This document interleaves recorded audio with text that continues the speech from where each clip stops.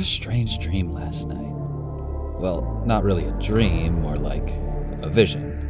And a bloody one at that, but I can't even remember it now.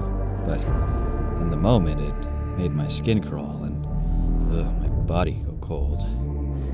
Even now, as I head into work, I can't get this strange feeling out of my mind.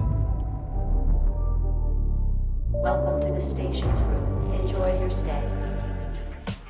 Looks like I got assigned to engineering today, though unfortunately I haven't been on shift in a while, so I didn't trust myself to start up the reactor without blowing up half the station. Lucky me, I wasn't the only engineer on shift. A few extra hands on deck came around to help make sure the supermatter reactor didn't implode on itself. I took this opportunity to stand by, taking notes and offering my assistance to the man who seemed to be handling things, a Mr. Alfonso Sancisco, or just boss as I took to calling him. He seemed to know what he was doing, and I did my best to keep up. With an Atmos tech named Fran, we got the rest of the reactor up and ready to go. The only thing we had to do left was actually start it up.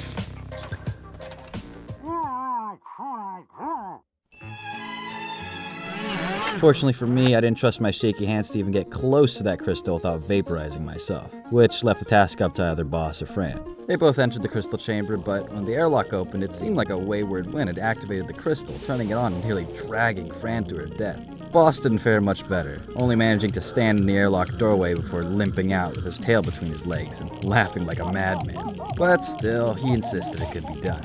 And if there's anything an engineer can do, it's get a job done. It was time to steel our nerves and try again. We outfitted the best of us to do it, loading up Fran with a pair of mag boots, an Atmos hollow fan, and a radiation suit to keep them safe.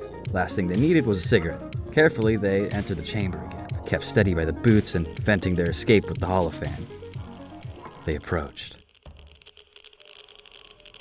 The mad woman did it. Applause all around to the baddest bitch on the station. Mission accomplished. The SM was set up, green across the board, and we even managed to pull off a risky stunt to top it all off. Things were looking good this shift. With the reactor handled and the station in peak condition, I decided to take a walk around it to familiarize myself with the layout of this place, grabbing something to snack on along the way.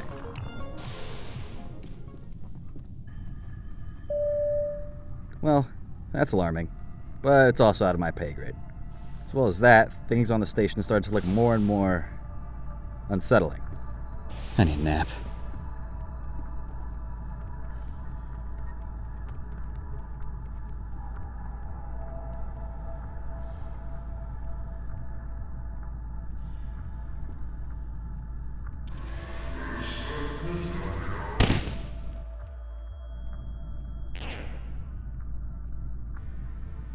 I woke up, blinded, binded, and dragged. A man with glowing red eyes was taking me away. I panicked and broke free, bolting for the door, but I couldn't get it open. The man shoved me to the ground, and I crawled to my feet, but I was stuck, forced into a corner until I felt the jagged blade of his dagger slicing against my chest. Oh, blood. So much blood. Just like my visions.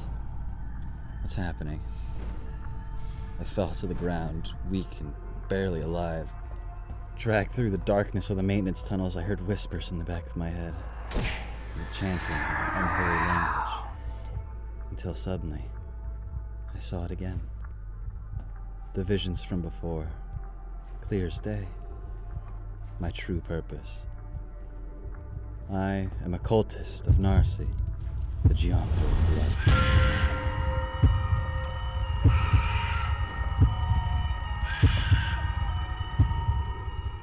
Our goal was simple. Sacrifice the security officer and summon our dark god. And with our unholy association brought to light with crimson halos above our heads, we had no time to spare. Quickly, we forced our way into my old work site and established a new base of operation, spreading Narsi's influence here and converting the co-workers to the true path of salvation.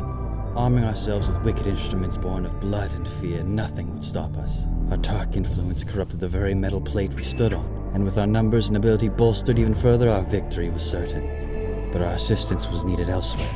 All of Narsi's followers were summoned to the cult leader's side. It was time to take the station, and with our forces combined, we would be unstoppable. What was that? An explosion? Ruin all around. My comrades lay wounded and dead at my feet.